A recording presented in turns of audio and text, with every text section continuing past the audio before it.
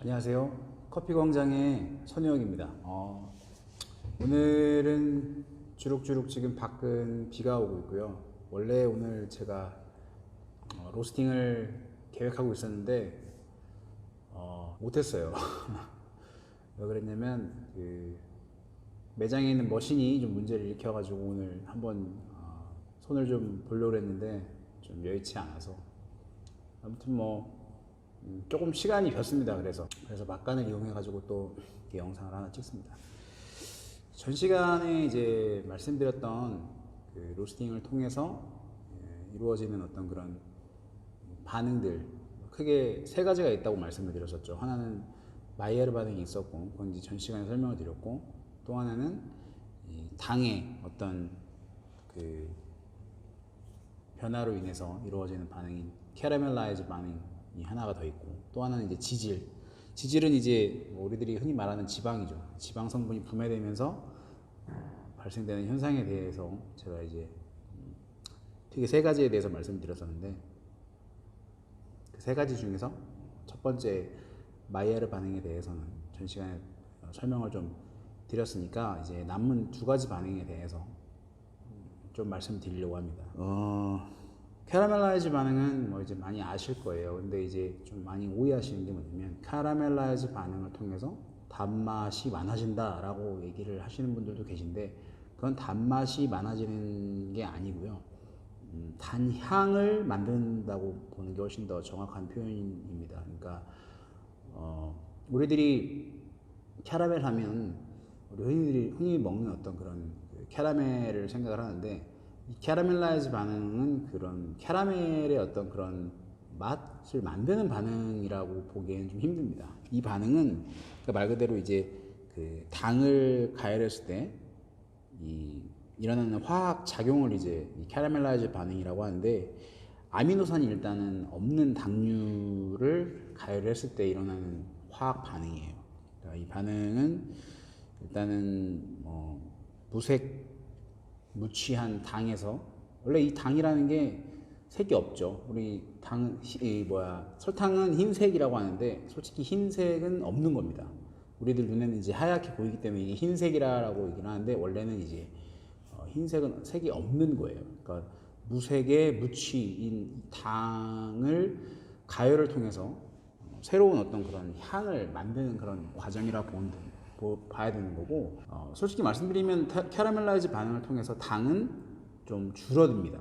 그러니까 당 성분은 사라지니까 단맛도 줄어들겠죠. 그러니까 맛은 줄어들지만 단맛을 상상케 하는 여러 향들을 만든다라고 보셔야 되는 거예요. 그래서 단맛이 줄어들고 색깔이 좀 짙어지고요, 향도 강해지고. 근데 이런 캐러멜라이즈 반응이 이제 과정을 통해서 이제 점점 이제 많아지는데, 이게 너무 많이 많아지면 오히려 쓴맛을 냅니다. 이 캐러멜은 대개 이 설탕으로 만들고, 설탕의 구성 성분인 포도당과 과당으로 분해된 후에 새로운 분자들로 재결합되는데요. 이 과당을 환원당이라고 또 합니다. 이 분자 내에 알데하이드 구조가 있어 반응성이 크기 때문인데, 이게 좀 말이 좀 어렵죠. 그러니까 이제 어떤 식품 쪽이라든지 화학 쪽 공부하신 분들은 이제 금방 쉽게 알아들으실 수 있을 텐데, 그러니까 한마디로 이 당도 종류들이 상당히 많아요. 그러니까 아시는 분들도 계시겠지만 포도당도 있고요. 그리고 이제 지금 얘기했던 과당도 있었고요. 그리고 메가당도 있고요. 그러니까 이런 당류들의 종류가 되게 많은데, 이 각 당마다의 어떤 그런 캐러멜라이즈 반응을 일으키는 그 온도들이 다 달라요. 예를 들어서 포도당이나 설탕이 캐러멜화 되는 온도는 160도고요. 메가당 같은 경우에는 180도, 그리고 과당이 110도 이렇게 돼 있습니다. 그러니까 이제 각 그 당 속에 들어있는 이 어떤 그 구조적인 문제, 알데하이드 구조의 어떤 그런 영향에 의해서 반응성이 크기 때문에 이 과당이 110도로 온도가 이제 좀 반응되는 온도가 낮다라고 설명을 하고 있고요. 뭐 캐러멜라이즈 반응에 대해서 직접적으로 알아보는 방법에 대해서도 여기 설명을 하고 있습니다. 설탕을 물에 섞은 다음에 물이 증발하고 녹은 이제 설탕이 갈색이 될 때까지 가열을 하는 건데, 그러면 왜 물을 왜 집어넣냐? 물이 없이 그냥 설탕만 있는 상태로 가열을 해도 되지 않느냐라고 얘기를 하시는데, 물이 있어야 돼요. 그러니까 물은 이 설탕이 포도당과 과당으로 더 잘 전환될 수 있도록 해주고 타지 않게 해주는 거예요. 그러니까 물이 없이 그냥 이런 냄비에다가 설탕만 집어넣고 가열을 하게 되면 좀 쉽게 타겠죠. 132도에서는 당도 90%로 태피를 만들고요. 149도 이상이 되면 거의 100%에 가까운 당 농도이고, 식었을 때는 약간 바스러지는 하드 캔디를 만들 수 있다라고 얘기를 하고 있습니다. 뭐 이제 뭐 여러 이 반응에 의해 생기는 그 향들에 대해서도 설명을 하고 있는데요. 뭐 버터, 밀크, 과일, 꽃향, 우리들이 흔히 이제 맡는 단내, 럼주, 어떤 로스팅된 구운 향 등이 대표적이고요. 이 캐러멜라이즈 반응이 지나치면 일단은 맛이 그 단맛이 일단 좀 없어지고, 그리고 신맛, 그리고 나아가서는 쓴맛과 거의 이 거슬리는 태운맛 등이 두드러지는 그런 현상을 목격할 수 있습니다. 그러니까 로스팅을 너무 많이 한 경우를 얘기를 할 수 있겠죠. 이렇게 캐러멜라이즈 반응에 대해서 설명을 했고요. 그리고 다음으로는 이제 지방이 분해되면서 그 만들어지는 향에 대해서, 이 지방은 뭐 여러분들 요리할 때도 이제 지방을 분해를 하죠. 그러니까 이제 고기를 요리할 때 보통 지방을 이제 지방이 일단 삼겹살을 구울 때도 지방이 이제 적절히 있어야 어떤 고소한 맛이라든지 어떤 풍미라든지 또는 어떤 그런 부드러운 맛들, 이런 것들이 좀 이렇게 느껴지죠. 그러니까 이제 예를 들어서 고기를 먹는데, 목살을 먹는데 뭐 마블링이 하나도 안 돼 있는 그런 고기들을 먹는다 그러면, 이 전 시간에 얘기했었던 이 마일라드 반응은 상당히 잘 일어날진 모르겠지만, 결과적으로 고기가 되게 퍽퍽하고 뭐 향이라든지 이런 것들은 좀 좋을 수 있지만, 좀 전체적으로 고기를 먹을 때 식감이라든지 이런 것들이 뭔가 이제 좀 풍미도 좀 떨어지고 고소한 맛도 떨어지고, 그런 게 바로 이 지방이 그러한 역할을 하는데, 그 지방이 없기 때문에 그런 거죠.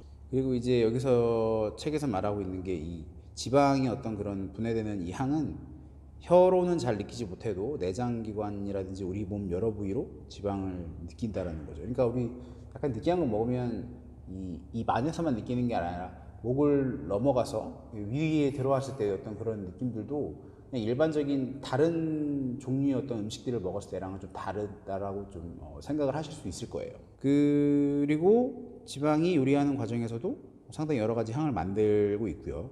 가열을 하면서 지방의 일부가 분해되고 불포화 지방이 감소되면서 여러 가지 색과 향기 물질이 만들어진다라고 얘기 지금 짜장 얘기를 하는데, 뭐 옛날 짜장 뭐 그리고 요즘 만드는 짜장들 좀 맛이 좀 다르다, 왜 그럴까라고 얘기를 하는데, 바로 이 기름입니다. 여기서 이제 옛날에는 이제 그 짜장면 만들 때 돼지 기름을 많이 볶아서 사용을 했었습니다. 물론 지금도 돼지 기름을 사용하는 곳이 있긴 있지만 그렇게 많지는 않아요. 그러니까 왜냐면은 어떤 위생상의 문제도 있을 수 있고, 그리고 너무 느끼한 거를 또 싫어하는 분들이 또 많이 계시기 때문에, 뭐 아무튼 옛날에 어떤 그런 짜장의 맛을 그리워하시는 분들은 바로 이 기름, 돼지 기름을 쓰지 않은 짜장면을 드셨을 때 그런 얘기를 종종 하신다라고 얘기를 나와 있고, 돼지 기름 뭐 뿐만 아니라 뭐 소기름 뭐 이런 것들에 튀기던 것들을 식물성 유지로 대체하면서 맛이 좀 변했다. 그러니까 그런 어떤 그 동물성 유지를 사용하지 않고 식물성 유지를 사용하면서 변화된 어떤 그런 향의 어떤 변화, 그리고 풍부함이라든지 이런 어떤 풍미의 변화, 이런 것들을 이제 얘기를 하고 있습니다. 사실 이 소고기의 기름의 어떤 그 만들어진 향, 돼지고기의 향 주인공이 바로 이 지방이죠. 그러니까 다른 어떤 단백질이라든지 다른 성분들이 아니라 바로 지방인데, 지방 자체는 향이 없습니다. 똑같아요. 당도 마찬가지고, 당도 또 향은 없죠. 근데 이제 이게 가열이 되면 이 포도당이라든지 시스테인과 같은 황함유 아미노산과 함께 고기의 어떤 그런 향이 만들어지는 겁니다. 소 기름을 만나면 소고기 향, 돼지 기름을 만나면 돼지고기 향, 닭 기름을 만나면 닭고기 향이 되는 건데, 야채를 튀겨도 소기름에 튀기면 은근히 이 소고기 향이 좀 생기고요. 돼지고기 기름에 돼지 기름에 튀기면 은근히 돼지고기 향이 생겨서 맛있던 것이 식물성 기름을 대체하면서 좀 그런 것들이 좀 없어서 맛이 다르다, 떨어진다라고 얘기를 한다라고 하는 겁니다. 그리고 이제 대부분의 이 향기 성분은 아무래도 이 유분에 잘 녹는 성분들이라서 기름의 향이 아주 잘 포집이 됩니다. 기름이 있으면 향도 많이 만들어지고 것향기가 또 날아가지도 않고 기름 속에 갇혀 있게 되어서 훨씬 풍부한 향을 즐길 수가 있고, 그래서 이제 제가 방금 전에도 설명했던 것처럼 마블링이 좋은 고기를 구우면 우리들이 맛있다라고 여기는 것이다 라고 지질이 분해되면서 만들어지는 향에 대해서 설명을 좀 했습니다. 뭐 여기도 지금 좀 나와 있는데, 가열 시간에 따른 유지의 물리 화학적 특성 변화에 대해서 나와 있습니다. 이제 가열 시간이 많아지면 과산화물이 이제 좀 많아졌다가 급격히 이제 줄어들고요. 그리고 불포화도도 급격히 줄어듭니다. 이제 하면서 휘발성 물질들도 점점점 이제 생겨나고요. 대신에 이제 유리지방산, 그리고 뭐 거품도 많이 생기고, 뭐 극성 물질도 좀 생기고요. 색도 좀 더 진해지고, 이렇게 변한다라는 거 지금 나와 있고요. 그리고 지방산의 조성이 향이 미치는 영향에 대해서도 지금 여기 그림이 나와 있는데, 포도당이라는 당이 이 시스테인이나 류신, 아르기닌과 만나서 뭐 이렇게 향을 만드는데, 시스테인이 포도당과 함께 우지를 만나면 소고기 향, 그리고 돈지를 만나면 돼지고기 향, 닭기름을 만나면 닭고기 향, 이런 게 이렇게 난다라고 보여지고 있고, 포도당이 류신과 만나면 이 초콜릿 향, 그리고 포도당이 아르기닌과 만나면 팝콘 향. 그러니까 이렇게 다양한 시스테인이라든지 류신이나 아르기닌 같은 이 지방산의 어떤 그런 만남이, 포도당과의 만남이 가열을 통해서 이러한 다양한 우리들이 느낄 수 있는 향으로 변화된다라는 것을 보여주고 있습니다. 그러니까 이처럼 우리들이 로스팅을 하면서 이루어지는 많은 그런 향을 만드는 그런 과정들 가운데 이러한 반응들을 통해서 향이 만들어지는데요.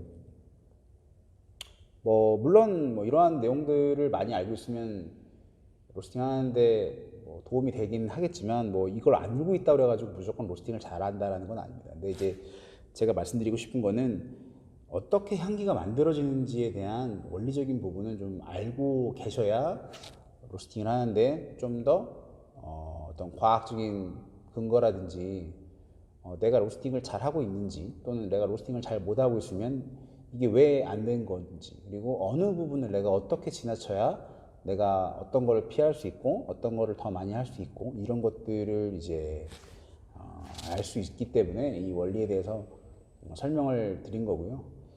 뭐 이제 이 얘기는 이제 뭐 나중에도 조금씩 하겠지만, 더 중요한 거는 이제 가열로 만들어진 이 향기에 대해서 우리가 맡고 커핑이나 아니면 테이스팅을 통해서 그런 것들을 느낄 수 있는 능력이 일단 좀 돼야 된다고 봐요. 그러니까 물론 즐기는 분들이라면 뭐 크게 그런 것들에 관여하지 않고 내가 내 기호에 맞춰서 그냥 그런 것들만 이렇게 뭐 찾아다니면서 드시고 해도 되겠지만, 내가 이러한 것들을 취미로 하든 아니면 일로 하든 내가 좋아서 좀 더 잘하고 싶은 어떤 그런 생각이 있으신 분들 같은 경우에는 그러한 커핑이라든지 향기를 맡고 그런 것들을 분석해내고, 그리고 그런 것들을 이런 것들이 뭐 상당히 좋은 뉘앙스다, 나쁜 뉘앙스다, 이런 것들을 이렇게 설명할 수 있는 그런 능력은 좀 많이 필요하지 않을까라고 생각을 합니다.